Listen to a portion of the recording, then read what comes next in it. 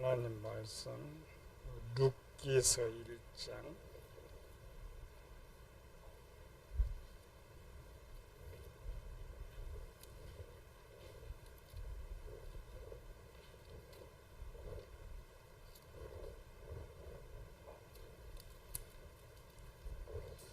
룻기서 1장 11절에서 14절 말씀까지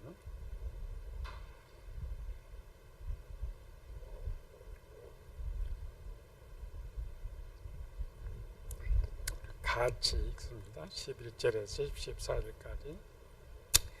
나오미가 이르되 내 딸들아 돌아가라. 너희가 어찌 나와 함께 가려느냐. 내 태중에 너희의 남편 될 아들들이 아직 있느냐. 내 딸들아 되돌아가라. 나는 늙었으니 남편을 두지 못할지라.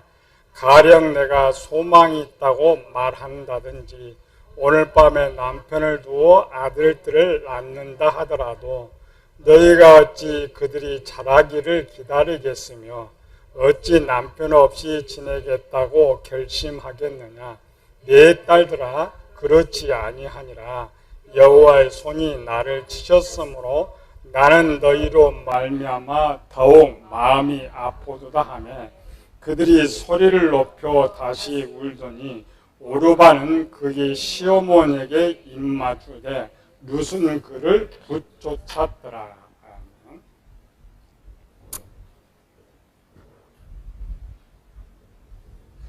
우리나라 법은 국민을 보호할 의무가 있죠. 그래서 항상 국민에게 자유를 주지만 그러나 그 사람이 죄를 지으면 국가는 보호할 의무가 없어요. 그 형벌을 내리죠. 자유가 사라지는 것처럼 하나님 법도 똑같아요. 하나님 백성들이 하나님의 법을 지키고 있는 한 하나님께 보호해 주시고 자유를 주시지만 법을 지키지 않고 죄를 지으면 보호할 수가 없어요. 보호할 의무가 사라지는 것이죠. 그래서 4장에 지금 하나님 성을 근심하게 하지 말라 그랬죠. 하나님 성을 근심한다라는 것은 지켜줄 수가 없다는 거죠. 모든 걸 갖고 있고 모든 힘이 있지만은 그의 백성들이 죄를 지으면은 지켜줄 수가 없다. 그래서 우리가 이제 지켜줄 수 없는 하나님을 근심하게 하는 것이 무엇이냐 이런 데 찾아보고 있는 거죠. 하나님도 무조건 보호해 주시지는 않아요. 근심 있을 때. 다짐 신명기 8장으로 가봅시다. 신명기 8장. 어느 때에 하나님의 보호를 받을 수 없느냐. 우리의 상태를 정확히 알아야죠. 신명기 8장 1절, 2절 하고 5절, 6절. 시작. 내가 오늘 명하는 모든 명령을 너희는 지켜 행하라. 그리하면 너희가 살고 번성하고 여호와께서 너희의 조상들에게 맹세하신 땅에 들어가서 그것을 차지하리라. 내 하나님 여호와께서 이 40년 동안에 내게 광야 길을 걷게 하신 것을 기억하라. 이는 너를 낮추시며 너를 시험하사 내 마음이 어떠한지 그 명령을 지키는지 지키지 않는지 알려 하심이라. 5절 6절. 너는 사람이 그 아들을 징계함같이 내 하나님 여호와께서 너를 징계하시는 줄 마음에 생각하고 하나님 여호와의 명령을 지켜 그의 길을 따라가며 그를 경외할지니라. 본문은 이제 이스라엘 광야 40년을 다 끝내고 마지막 이제 가나안 땅 앞에 서서 있을 때 모세가 마지막으로 출애굽 전체 40년 것을 이제 종합해서 기록한 것이 신명기서예요. 민수기는 출애굽 기간 속에 기록된 거지만 신명기는 그 짧은 기간 동안에 기록한 것이죠. 5절 6절에 보면은 너는 사람이니까 그들 징계함 같이 돼 있죠. 지금 여기 있는 남아 있는 사람들은 이제 사람들이 징계를 받았다 이 말이 아니고 여기 징계는 죽은 60만 명을 말해요. 그리고 우리 이제 제가 성경을 가르치다 보면은 계속 기수가 다르니까 가장 많은 질문들. 광야에 죽은 60만 명은 천국 갔습니까? 지옥 갔습니까? 우리 이제 모든 책이나 설교나 주석들에 보면 거의 90% 이상의 결론이 광야에 죽은 60만은 지옥 갔다라고 기록을 하고 있어요. 그럼 과연 저들은 지옥 갔을까? 천국 갔을까? 그런 거죠. 여기도 뭐냐면은 징계라는 말을 써요. 징계. 징계는 여러 가지가 있죠. 이제 다른 말 하나는 진노. 그런데 진노, 징계. 어떤 게 더 무거워요? 징계가 무서워요? 진노가 무서워요? 진노가 무섭죠. 그러니까 하나님께서 죄를 지면 수고롭게도 만들고 고통으로도 만들고 병을 치기도 만들고 죽음하기도 만들고 이런 거죠. 근데 징계라 징계. 징계는 때렸다. 매를 때렸다. 매를 때렸다. 원래는 여기서 니네 앞에 60만 다 죽은 것 같이 이렇게 말해야 되는데 징계했다 그래요. 징계. 징계라는 것은 그 백성들에게 쓰는 표현입니다. 백성들에게. 그래서 출애굽한 이스라엘 백성들은 이런 거죠. 우리 이방인과 생각해서 애굽에 있을 때는 선택받은 자들, 선택받은 자가 유월절을 통하여서 택함 받을 자로 바뀌어요. 택함 받는. 그래서 유월절 어린 양의 사건을 통하여서 하나님 백성이 돼요. 그러니까 하나님의 백성은 죽어도 천국을 가요. 그 징계의 가장 큰 징계가 뭐냐? 그냥 죽음이에요. 그러니까 죽으면 다 지옥 가는 것이 아니라 더 살려주면 더 죄를 질까 봐서 그냥 목숨 거둬가고 영혼은 천국 데려가는 거예요. 그래서 원칙적으로 광야에 죽은 60만 명은 모두 천국 간 거예요. 그런데 우리는 이방인이죠. 이 말은 이제 출애굽한 그들을 위해서 쓰고 있지만 이 말은 우리에게 줘요. 우리에게 줄 때는 해석이 달라요. 왜 해석이 다르냐? 유대인들은 광야에서 이미 구원 하나님 백성 된 위치에 있으니까 해석이 하나밖에 나오지 않아요. 근데 우리 교회는 몇 종류 사람이 있을 것 같아요? 교회는 세 종류의 교인이 있어요. 세 종류의 교인. 그러니까 첫 번째 종류의 교인을 부름받은 사람입니다. 부름받은 사람. 우리가 이제 구원에서 뭐 외소의 부름이 있고 내소의 부름이 있는데 이제 구원의 서정은 외소의 부름은 밖에 안 믿는 우리를 불러주신 것을 외소의 부름이라고 해요. 외소의 부름. 그렇게 부름받은 사람. 다른 말로 초청받은 사람. 초청받은 사람. 초청을 왜 받아요? 다음 단계까지 이렇게 무엇을 하기 위해서. 보통 이제 혼인자의 초청 같은 게 잔치에 초청했다 이렇게 돼 있죠. 이 부름받은 사람은 누구냐면 교회에 이제 등록해가지고 세례를 받기 전까지 단계.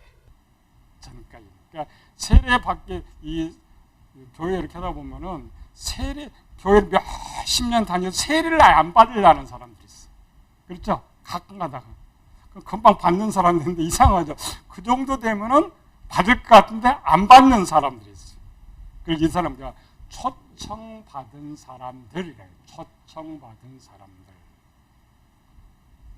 그런데 이제 그 똑같이 받았는데 한 1년 이제 세례를 받죠. 학습받고 세례를 받는데 세례를 받으면 외소의 부름 받으면 선택받을 기회가 주어져요.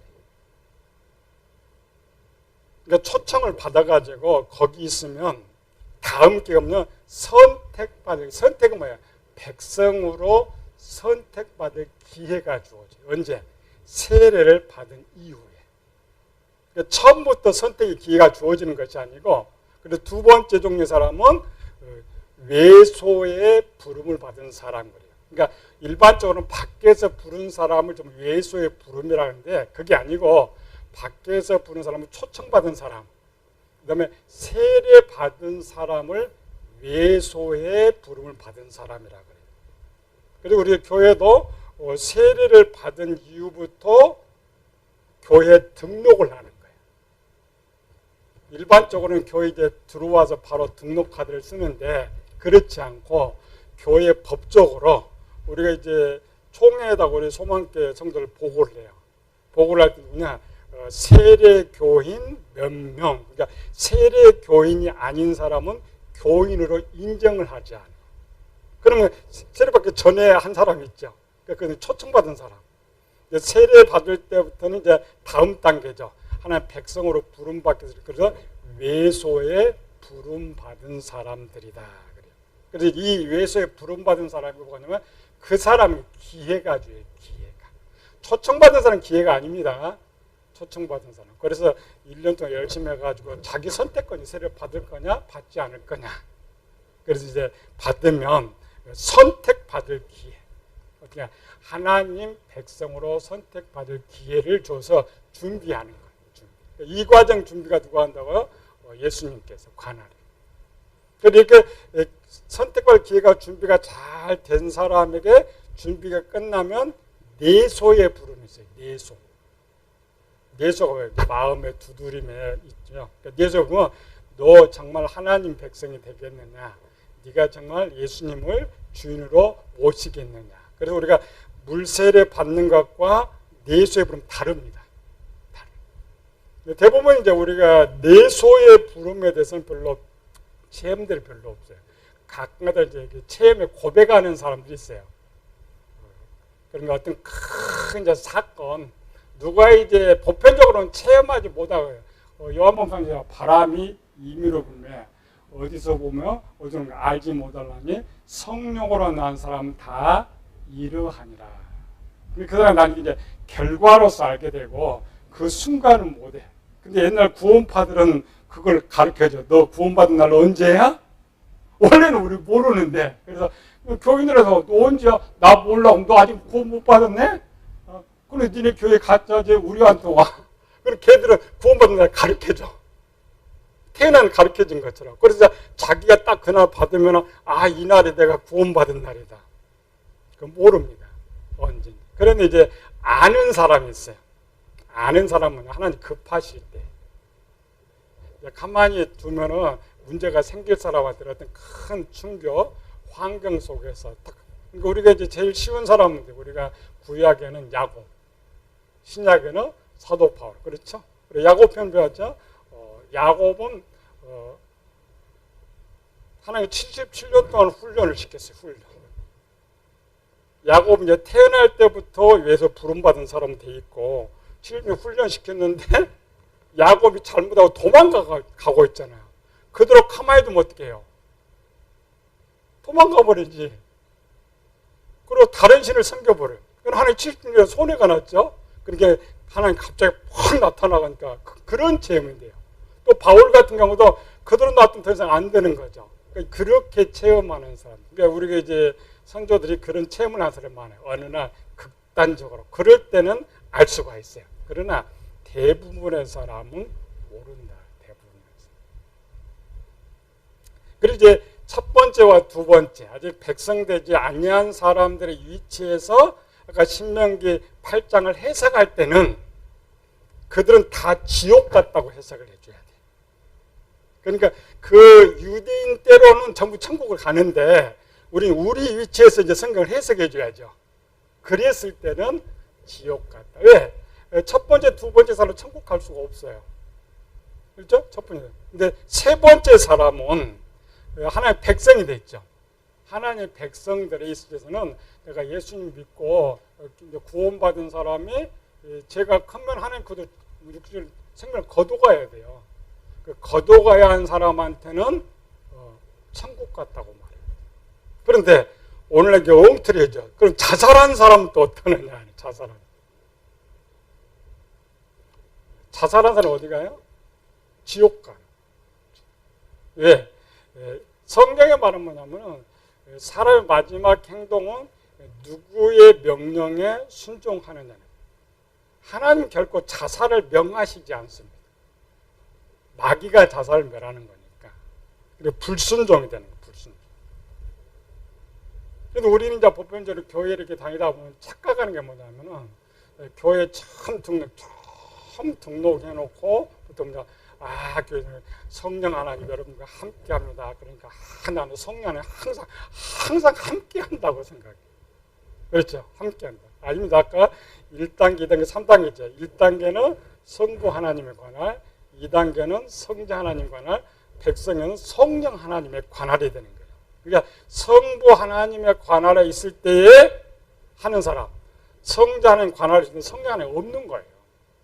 없는 거. 그러나 이제 실제는 예수님 관할에 있든지 성령 하나님 관할에 있든지 일단 교회를 나오면 하나님 관할에 있기 때문에 두 분 다 근심하세요. 근심. 근데 하나님 가장 크게 근심하는 것이 뭐냐? 언제 하나님 가장 크게 근심할 것 같아요? 하나님 가장 근심하게 하는 거.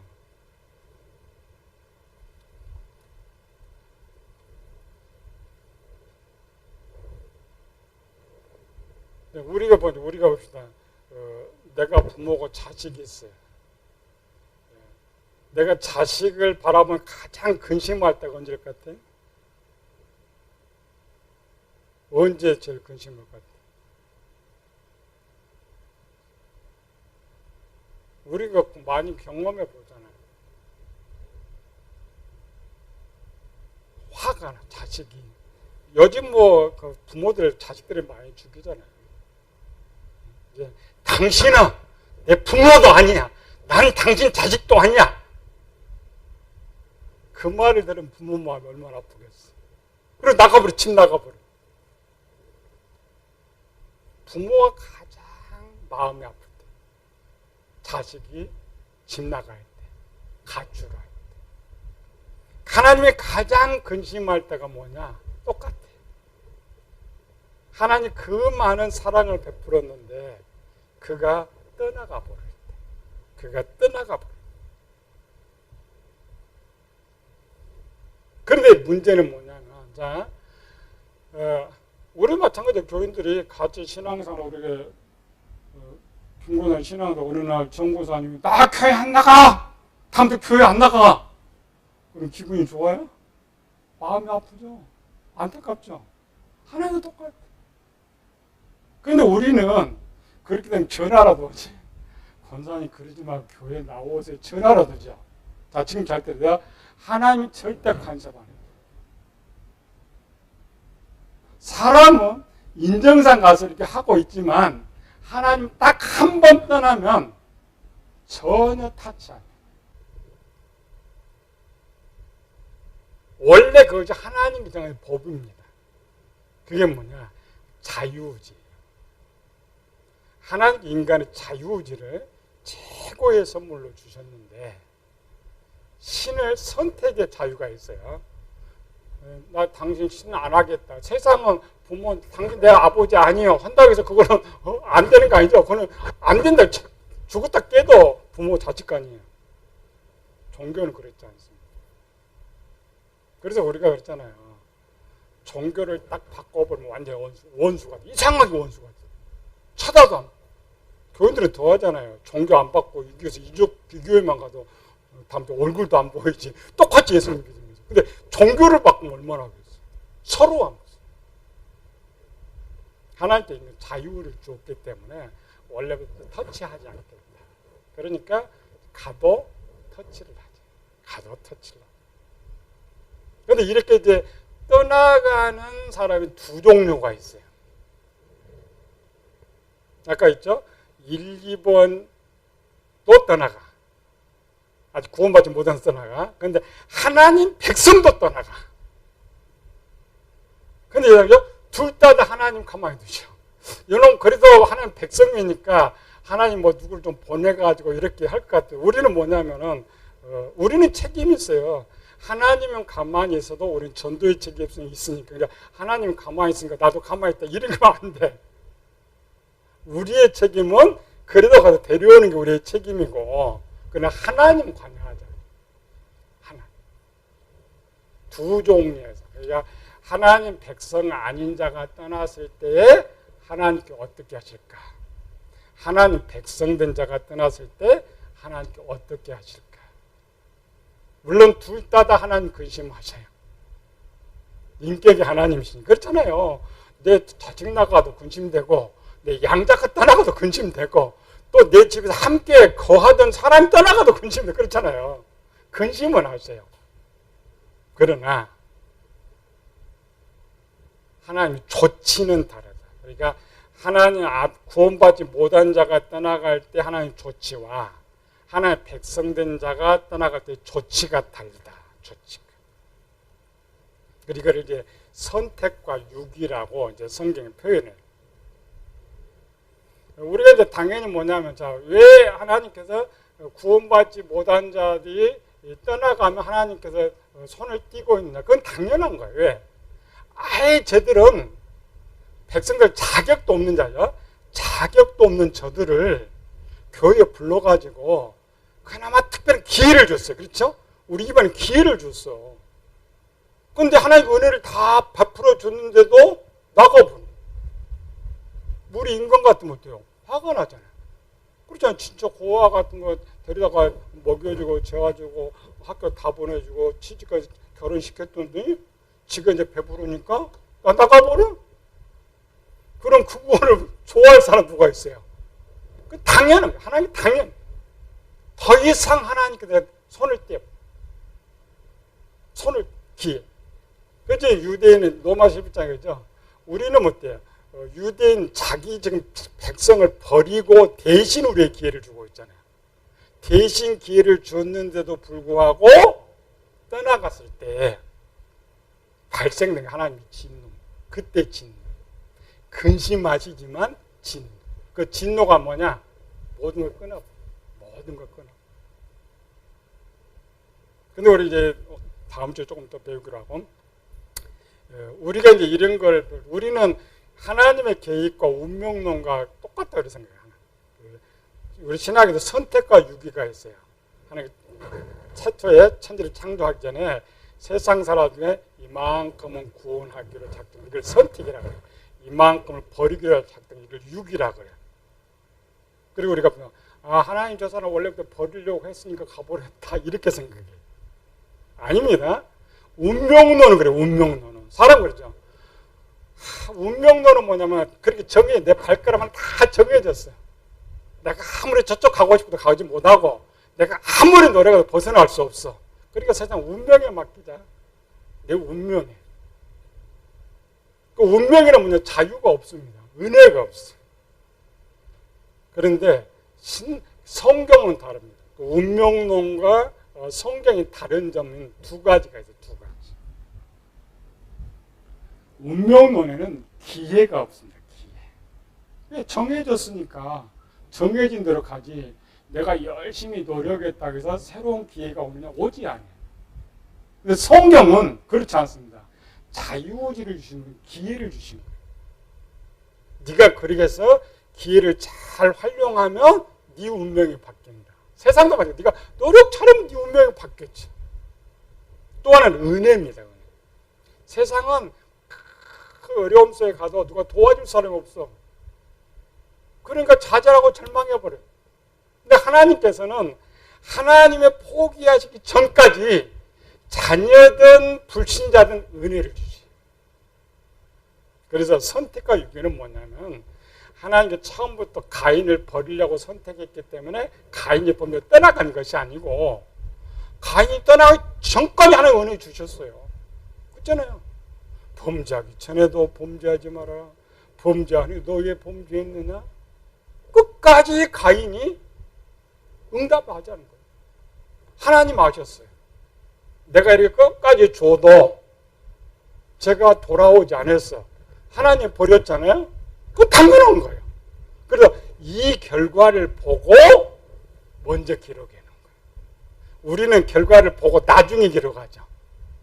그래서 우리가 이제 잘못한 거야. 하나님 버리기를 작정해서 가인이 갔다. 그렇게 생각하면 안 돼요.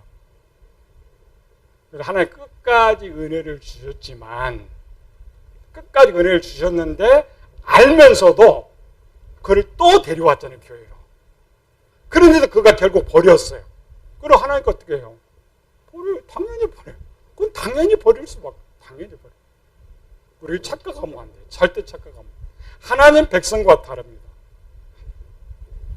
그래서 이번 주 누가 전화가 왔어요. 참 우리 가인이 회개했어요? 안 했어요? 가인이? 가인이 내 재벌이 너무 중하여 지기 어렵나이다. 나를 만나는 자가 나를 죽이겠나이다. 뭔가 잘못을 깨달은 것 같죠. 자, 회개라는 것을 세상 사전에서는 그게 회개 맞습니다. 세상 사전 회개는 뭐냐면은 내가 잘못한 것을 깨닫고 고하는 거, 그게 회개입니다. 그걸 개인 간의 회개라는 거예요. 성경의 회개는 다릅니다. 세상의 회개는 개인과 개인과에서 회개고, 성경 회개는 나와 하나님과의 관계에 있을 때 회개라고 해요. 우리는 두 개입니다. 개인과도 해결을 해야 되고 하나님과도 해결을 해야 되고. 그래서 구약은 두 개입니다.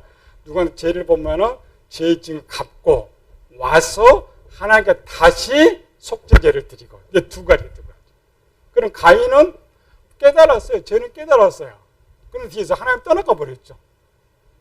그러니까 하나님이 없는 회개는 회개가 될 수가 없다. 회개가 될 수가 없다. 그래서 하나님께서 일반, 왜 그러냐, 뒤에 스스로 떠나갈 때 하나님께서 기회를 거둬. 기회는 뭐냐면은 사람은 자기가 돌아오고 싶은 마음이 있어야 돌아올 수 있는데, 그 기회를 원래는 돌아오도록 지금 계속 은혜를 주셨잖아요. 그거 거두시. 그러니까 떠나가면 돌아오고 싶은 마음 자체가 없어요. 체험 안 해봐서 잘 몰라요. 그거는 진짜입니다.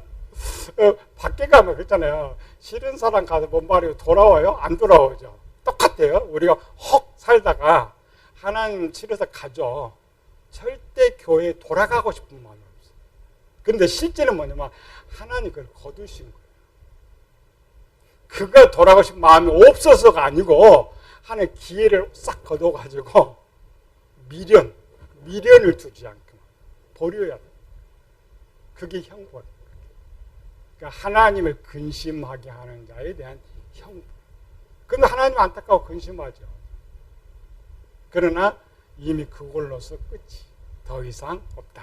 다음 주 두 번째, 떠나가면 하나님 뭘 거두시는가? 우리 잘 생각해요. 아까 첫 번째죠. 여러분들 한번 경험해봐요. 나중에 가서 그냥 다음부터 내가 교회 한 달 동안 내가 그냥 참아봐야지. 근데 갔는데 좀 교회 가고 싶으면 전혀 마음이 없어. 믿고 싶은 마음이 없어. 절대 못 돌아옵니다. 하나님 은혜를 거둬. 은혜를 거둬. 그런데 감도 그래도 교회 가야 돼. 그래도 내가 하나님 믿어야 돼. 그래가지고 뭐가 안 거둬졌어요? 기회가 안 가. 은혜가 있는 거, 은혜가. 왜? 하나님 근심하고 있으니까. 근심. 근데 하나님 기회가 좀 근심도 않잖아요. 근심해서 그버렸지만은 근심하게. 그래서 성령 근심하게 하지 마라. 근심하게. 기도합시다. 은혜로우신 아버지 하나님 감사와 찬양을 드립니다. 성령 하나님 근심하게 하는 일에 대해서 배웁니다.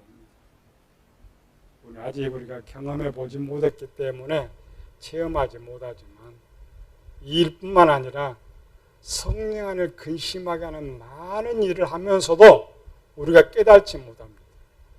세상은 말합니다. 부묘에게 불효하면 신이 벌을 내린다고 말을 하면서 하나님을 근심하게 하면서 우리는 두려워하지 않고 살아갑니다.